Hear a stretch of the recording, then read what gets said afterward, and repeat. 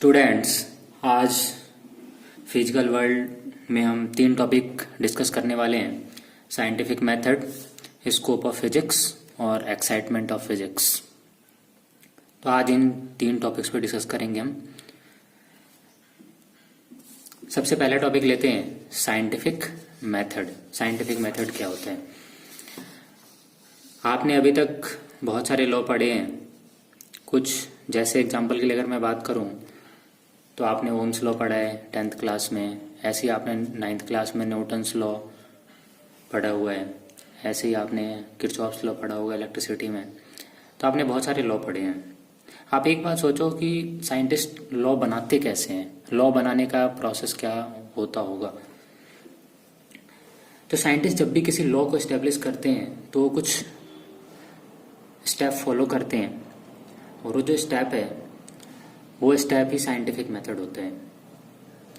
तो अगर scientific method के डेफिनेशन की बात करी जाए तो साइंटिफिक मेथड की अगर आपको डिफाइन करना हो तो उसका एक डेफिनेशन ये है: the step by step approach used by a scientist in studying natural phenomena and establishing laws called scientific method.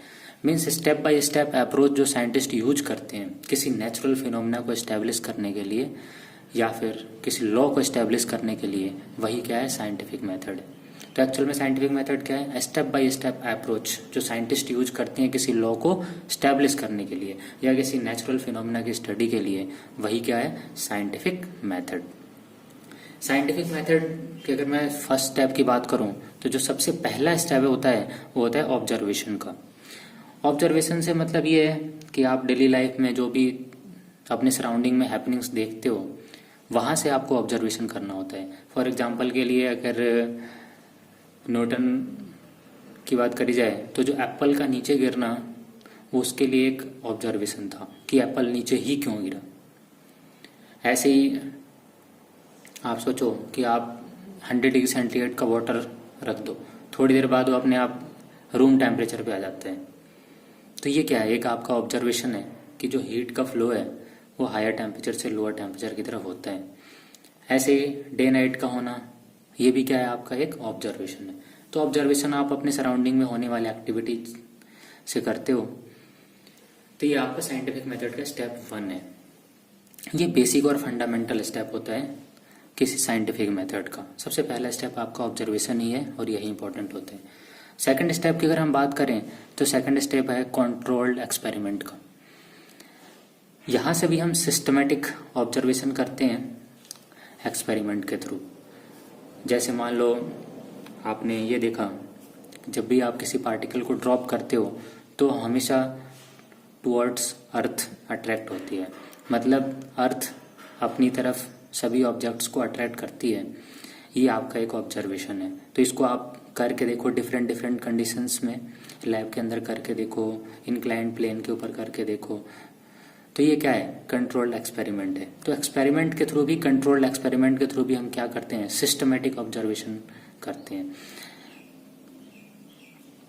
तो कंट्रोल्ड एक्सपेरिमेंट और ऑब्जर्वेशन ये 2 स्टेप्स हैं जहां से हम सिस्टमेटिक डेटा कलेक्ट करते हैं या अपना ऑब्जर्वेशन बनाते हैं। तो ऑब्जर्वेशन का मतलब ये है कि जो भी आप अपने आसपास में सराउंडिंग में देखो वहां से एक ऑब्जर्वेशन करो क्या हो रहा है। जैसे मैंने आपको एग्जांपल दिया कि आप किसी पार्टिकल को किसी हाइट से ड्रॉप करो तो हमेशा डाउन द अर्थ आता है, कभी ऊपर नहीं जाता। तो ये आपका एक ऑब्जर्वेशन है।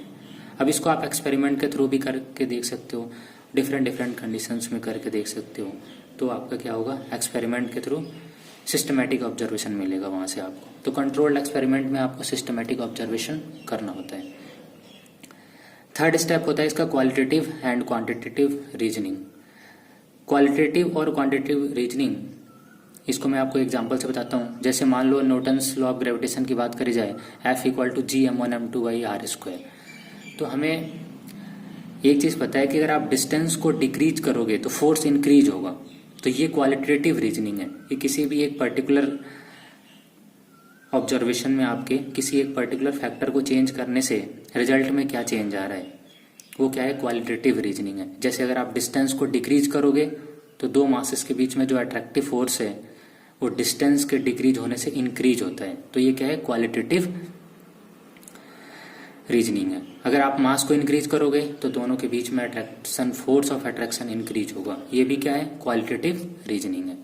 क्वांटिटेटिव रीजनिंग क्या होता है? क्वांटिटेटिव रीजनिंग का मतलब ये है कि अगर आप डिस्टेंस को एग्जैक्टली हाफ कर दो सपोज, तो फोर्स क्या होगा? एग्जैक्टली 4 टाइम्स राइज कर जाएगा, इफ मास कांस्टेंट हो उतना ही रहे तो अगर आप डिस्टेंस के एग्जैक्टली हाफ करने से फोर्स 4 टाइम्स इंक्रीज हो रहा है, तो ये उसका क्वांटिटेटिव रीजनिंग है। तो क्वालिटेटिव रीजनिंग और क्वांटिटेटिव रीजनिंग को आप इस एग्जाम्पल से याद रखो। क्वालिटेटिव में तो हमें ओनली फैक्टर्स पे ध्यान देना है, और क्वांटिटेटिव में एग्जैक्टली उसके मैग्नीट्यूड पे भी ध्यान देना है कि उस फैक्टर को चेंज करने से रिजल्ट में कितने फैक्टर का चेंज आ रहा है। तो ये स्टेप 3 होता है साइंटिफिक मेथड का। साइंटिफिक मेथड का जो स्टेप 4 है, ये है मैथमेटिकल मॉडलिंग का। जो भी आपने ऑब्जर्वेशन बनाए एक्सपेरिमेंट के थ्रू या फिर अपने सराउंडिंग में होने वाले हैपनिंग्स के थ्रू, उसका क्वालिटेटिव और क्वांटिटेटिव रीजनिंग करने के बाद आपको मैथमेटिकल मॉडल तैयार करना होता है। जैसे F=gm1m2/r², ये क्या है? दो मास के बीच में जो अट्रैक्टिव फोर्स है, फोर्स ऑफ ग्रेविटेशन है, उसके लिए एक मैथमेटिकल मॉडल है। तो उसके बाद आपको क्या करना होता है? स्टेप 4 में मैथमेटिकल मॉडल तैयार करना होता है। मैथमेटिकल मॉडल कंप्लीट करने के बाद लास्ट जो स्टेप होगा आपका, वो होगा वेरिफिकेशन का। तो वेरिफिकेशन में हम क्या करते हैं? यहाँ से हम प्रिडिक्शन करते हैं डिफरेंट केस के लिए, और साथ में उसको जो आपने मैथमेटिकल मॉडल तैयार किया है उससे वेरीफाई करते हैं। यहाँ से अगर 2 चीज़ें हो सकती हैं, या तो लॉ एस्टेब्लिश होगा और या फिर फर्दर इसमें मॉडिफिकेशन की जरूरत होगी। तो ये कुछ स्टेप्स थे जो कि साइंटिस्ट फॉलो करते हैं किसी लॉ को एस्टेब्लिश करने के लिए या फिर किसी नेचुरल हैपनिंग्स को एक्सप्लेन करने के लिए। तो यही साइंटिफिक मेथड के स्टेप्स हैं। इसको एक बार नोट डाउन कर लेना। कुछ इसमें हार्ड एंड फास्ट नहीं होता, बट ये कुछ इंपॉर्टेंट स्टेप्स थे जो कि आपके लिए इंपॉर्टेंट है, तो इसको नोट डाउन कर लेना। नेक्स्ट टॉपिक की आज बात करें तो है अपने लिए स्कोप ऑफ फिजिक्स। स्टूडेंट्स, जो फिजिक्स का स्कोप है ना, बहुत ज़्यादा वाइड है। Scope of physics very wide है। आप जितने भी अपने आसपास की हैपनिंग्स देखते हो, नेचर में जो भी चीज़ें हो रही हैं आपकी डेली लाइफ में, वो किसी न किसी फिजिक्स के प्रिंसिपल पे बेस्ड होती हैं, किसी न किसी फिजिक्स के प्रिंसिपल से गवर्न हो रही होती हैं। तो फिजिक्स का जो स्कोप है वो बहुत बड़ा है, बहुत ज़्यादा वाइड है। इसको आप कुछ इस तरीके से भी समझ सकते हो, जैसे मान लो अगर आप मास के बारे में सोचो, मास, तो मास मिनिमम कितना हो सकता है? अगर मास ऑफ इलेक्ट्रॉन की बात करी जाए तो 10⁻³ kg ऑर्डर का है, और अगर आप मास ऑफ यूनिवर्स की बात करो तो 10⁵ kg है। सोचो मास का रेंज कितना है। स्कोप का भी मतलब यही है, रेंज से।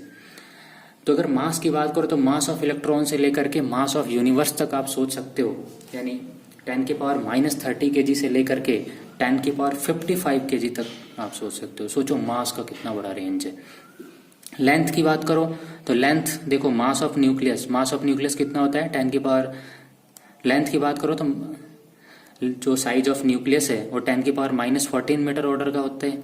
तो आप सोचो जो न्यूक्लियस का साइज है वो 10⁻14 मीटर ऑर्डर का है, और अगर आप साइज ऑफ यूनिवर्स की बात करोगे तो वो 10⁻26 मीटर के ऑर्डर का है। मीन्स लेंथ का रेंज देखो कितना बड़ा है, 10⁻14 मीटर से लेकर के 10⁻26 मीटर तक। ऐसे अगर आप टाइम की बात करोगे तो टाइम 10⁻22 सेकेंड से लेकर के 10⁻18 सेकेंड तक का रेंज रखता है। 10⁻22 सेकेंड वो टाइम है जो लाइट न्यूक्लियस लेवल के डिस्टेंस को कवर करने में लेती है। ऐसे ही जो 10⁻18 सेकेंड है वो लाइफ ऑफ सन होता है। तो टाइम का रेंज देखो कितना बड़ा है, 10⁻22 सेकेंड से लेकर के 10⁻18 सेकेंड तक। रियली फिजिक्स का स्कोप बहुत बड़ा है, और इतने बड़े स्कोप को देखते ही हमने फिजिक्स की बहुत सारी सब डिसिप्लिन्स बना रखी हैं। मैकेनिक्स, थर्मोडायनामिक्स, उसके बाद आपको इलेक्ट्रोडायनामिक्स के बाद क्वांटम मैकेनिक्स, तो बहुत सारे हमने इसकी सब डिसिप्लिन्स बना रखे हैं इसके बहुत बड़े स्कोप को देखते हुए। तो रियली फिजिक्स का स्कोप बहुत बड़ा है। फिजिक्स के स्कोप को देखते हुए फिजिक्स में 2 चीज़ें इसमें और भी आती हैं।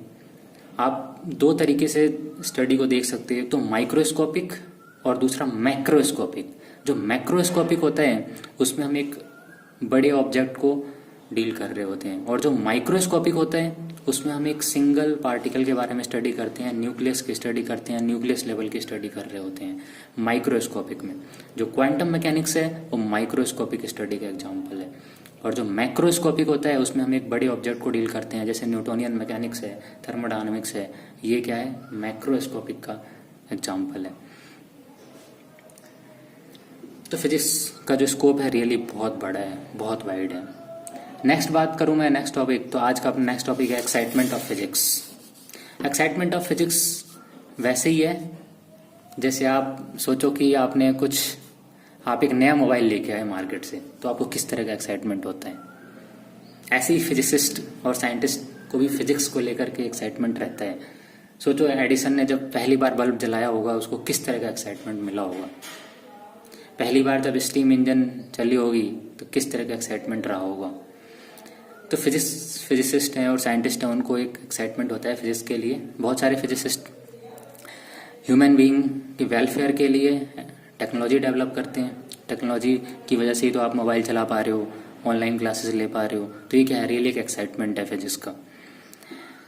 बहुत सारे फिजिसिस्ट ऐसे होते हैं जिनको यूनिवर्सल लॉज के लिए एक्साइटमेंट होता है। यूनिवर्सल लॉ से मेरा मतलब ये है कि वो ये कोशिश करते हैं कि कोई एक ऐसा लॉ बनाए जिससे कि मैक्सिमम नेचुरल हैपनिंग एक्सप्लेन हो जाए, फिजिक्स की मैक्सिमम लॉज एक्सप्लेन हो जाए। हम ये बिल्कुल नहीं चाहते, साइंटिस्ट बिल्कुल नहीं चाहते, टीचर्स बिल्कुल नहीं चाहते कि आपको इतनी मोटी मोटी बुक्स पढ़ा दी जाएं, आपको बहुत सारे लॉ पढ़ने पड़े, ऐसा बिल्कुल नहीं चाहते।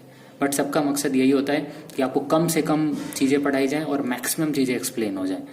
तो वो क्या होता है? यूनिफिकेशन का डायरेक्शन होता है। और ये एक्साइटमेंट ऑफ फिजिक्स है कि आप एक ऐसा यूनिवर्सल लॉ बना दो जिससे कि मैक्सिमम चीज़ें एक्सप्लेन हो जाए।